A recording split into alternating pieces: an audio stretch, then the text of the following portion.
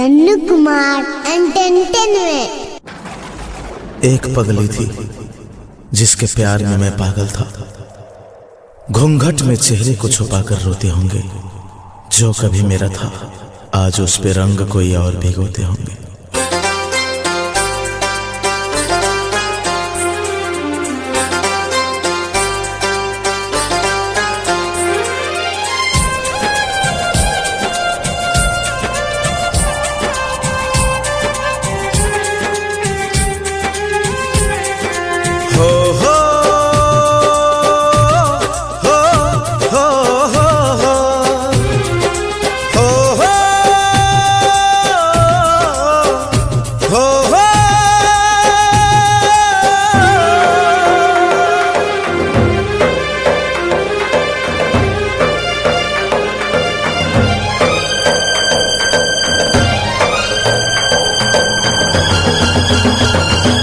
सुन गे पगली तोरा बिना होली हम खेलबे कोना कोना।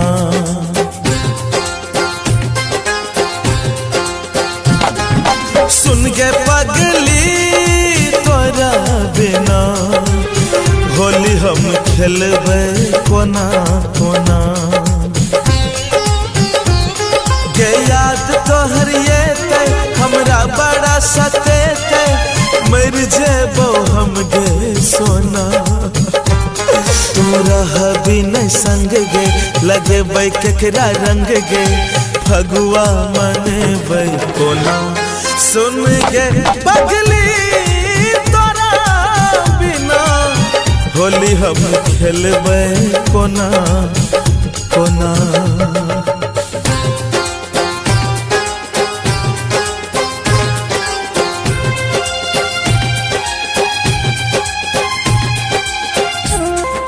फीकी पड़ी ये जिंदगी जो कभी रंगुलालों से भरी थी।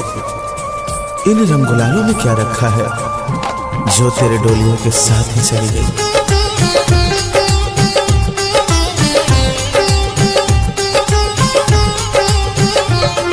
तरसते हमर नैना तू नहीं बेगे।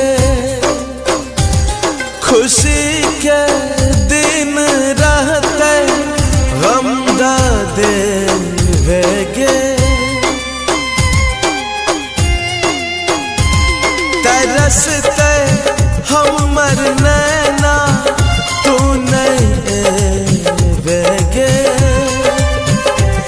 खुशी के दिन रहते गम दे वेगे। गे उड़ते सगरो करदा पूरा नहीं है तो सरधा होली माने कोना। तू रह भी नहीं संग गे लगेबै केकरा रंग गे फगुआ मने कोना। सुन गे पगली तोरा बिना होली हम खेलबै कोना कोना। सुन गे पगली होली हम खेलबै कोना कोना।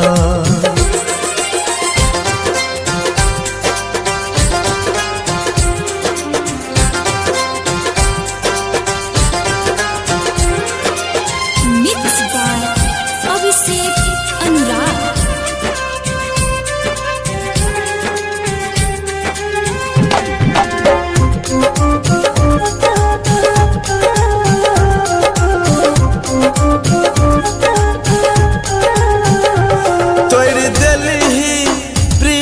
के डोरी हमरा छोड़ देले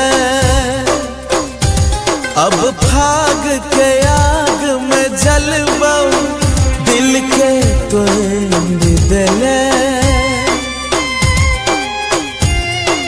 हो तोड़ देलही प्रीत के डोरी हमरा छोड़ देले। अब भाग के आग में जलबौ दिल तोड़ देले। सन्नू न बल कर पाता अबीर जेबो हम गे सोना, तुम रह बिन संग गे लगबै केकरा रंग गे, फगुआ मनेबै कोना।